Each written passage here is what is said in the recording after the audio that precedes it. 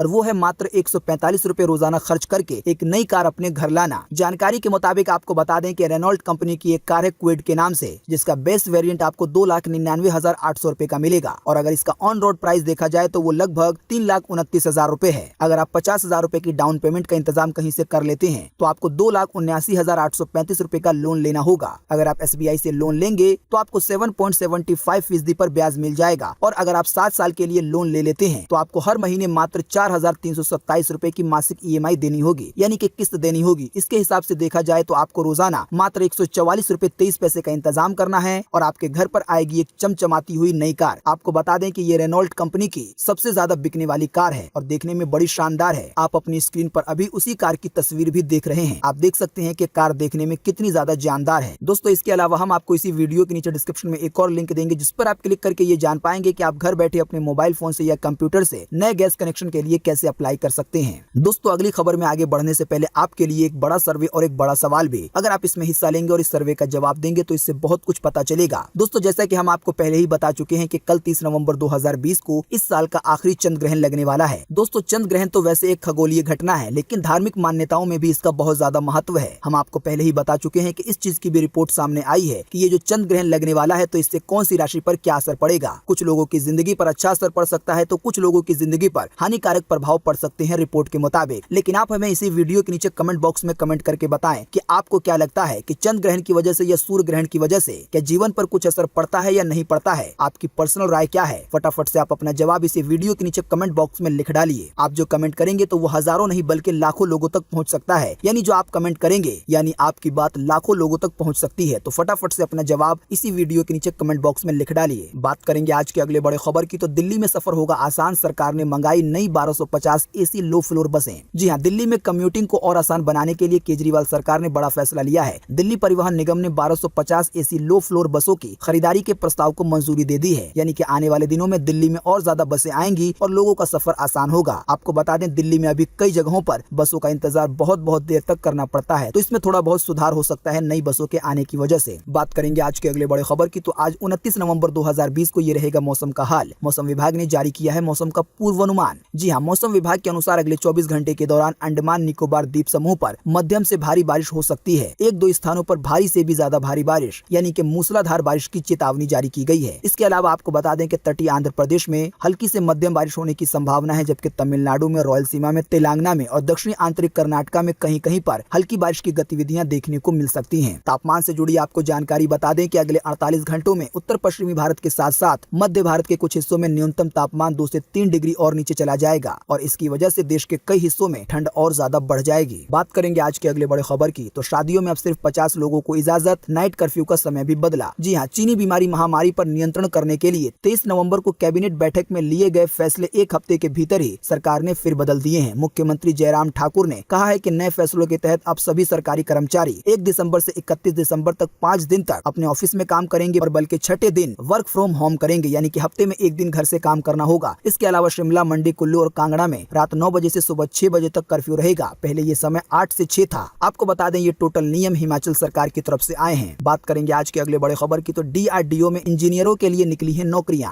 जनवरी 2021 में होंगे इसके लिए इंटरव्यू। जी हां, अगर आप नौकरी की तलाश कर रहे हैं तो आपको बता दें कि DRDO में कई पदों पर भर्तियां निकाली गई हैं। जो भी लोग इस नौकरी की योग्यता को पूरा करते हैं तो वो लोग आवेदन कर सकते हैं। इसके अलावा आपको बता दें कि एयरपोर्ट अथॉरिटी ऑफ इंडिया में भी सरकारी वैकेंसी की खबर आई है। ताजा जानकारी के मुताबिक अगर आप भी एयरपोर्ट अथॉरिटी में काम करना चाहते हैं और एक सरकारी नौकरी की तलाश में है तो आपको बता दें कि कई पदों पर भर्तियां निकाली गई हैं। इन भर्तियों में आवेदन करने की अंतिम तिथि 14 जनवरी 2021 है। दोस्तों, अभी हमने आपको 2 तरह की वैकेंसी के बारे में बताया है। इसके लिए हम आपको इसी वीडियो के नीचे डिस्क्रिप्शन में एक लिंक देंगे, जिस पर आप क्लिक करके इन दोनों ही वैकेंसी के बारे में अधिक जानकारी प्राप्त कर पाएंगे। आप जान पाएंगे कि इन वैकेंसी में कैसे अप्लाई करना है, कहां से अप्लाई करना है, कौन लोग अप्लाई कर सकते हैं, नौकरी पाने के लिए क्या योग्यता होनी चाहिए, ये टोटल जानकारी आप लिंक द्वारा देख पाएंगे। बात करेंगे आज के अगले बड़े खबर की, तो यूपी बोर्ड एग्जाम को लेकर बड़ी खबर। यूपी में 10वीं और 12वीं की बोर्ड परीक्षा में हुए हैं 3 बड़े बदलाव। जी हाँ, उत्तर प्रदेश में कक्षा 10वीं और 12वीं की बोर्ड परीक्षा में कुछ बड़े बदलाव होने वाले हैं। जानकारी के मुताबिक 3 बदलाव होंगे। पहले बदलाव के मुताबिक किसी भी छात्रा को यानी कि लड़की को परीक्षा केंद्र अगर उनके खुद के स्कूल में नहीं है तो उन्हें ऐसे केंद्र में आवंटित किया जाएगा जो कि उनके घर के 5 किलोमीटर के अंदर ही होगा। वहीं छात्रों को यानी कि जो लड़के हैं तो उनके लिए भी निर्देश आया है कि किसी भी छात्र को ऐसे परीक्षा केंद्र में आवंटित नहीं किया जाएगा जो कि पूरी तरीके से लड़कियों का स्कूल हो। वहीं जो दिव्यांग बच्चे होंगे यानी कि जो थोड़े विकलांग होते हैं तो उन लोगों को भी 5 किलोमीटर के रेडियस में ही उनका परीक्षा केंद्र दिया जाएगा। हालांकि लड़कों को कहीं पर भी परीक्षा केंद्र दिया जा सकता है। तीसरा बदलाव होगा चीनी बीमारी को लेकर। राज्य सरकार माध्यमिक शिक्षा विभाग ने 2021 बोर्ड परीक्षा केंद्रों में विद्यार्थियों की न्यूनतम और अधिकतम सीमा तय कर दी है। जानकारी के मुताबिक अब एक परीक्षा केंद्र में रोजाना कम से कम 150 छात्र एग्जाम दे सकते हैं 2 शिफ्टों में, बल्कि ज्यादा से ज्यादा 800 छात्र परीक्षा दे सकते हैं। आपको बता दें पहले ये संख्या 300 से लेकर 1200 थी, लेकिन चीनी बीमारी की वजह से इसे कम कर दिया गया है। बात करेंगे आज के अगले बड़े खबर की, तो 12वीं के हजारों विद्यार्थियों को राहत, कॉलेज में ले सकेंगे दाखिला। हिमाचल के छात्रों के लिए बड़ी खबर। जी हाँ, हिमाचल प्रदेश के कॉलेज में दाखिले की तिथि 5 दिसंबर तक बढ़ा दी गई है। उच्च शिक्षा निदेशालय ने सभी कॉलेज को इसकी अधिसूचना जारी कर दी है। जो भी ऐसे 12वीं पास वाले थे जो लोग अभी तक कॉलेज में दाखिला नहीं ले पाए थे तो वो लोग 5 दिसंबर 2020 तक अपना रजिस्ट्रेशन करवा लें। तो दोस्तों, आज 29 नवंबर 2020 की यही ताजा खबरें थी और महत्वपूर्ण खबरें थी। उम्मीद करते हैं इससे आपको काफी कुछ जानकारी मिली होगी। हम बस इसके बदले में आपसे इतना ही चाहते हैं कि आप इस वीडियो को लाइक कर दें और शेयर कर दें, क्योंकि आपका लाइक और शेयर करना ही हमारी मेहनत का फल होता है। वीडियो देखने के लिए आपका बहुत बहुत धन्यवाद। Thanks for watching.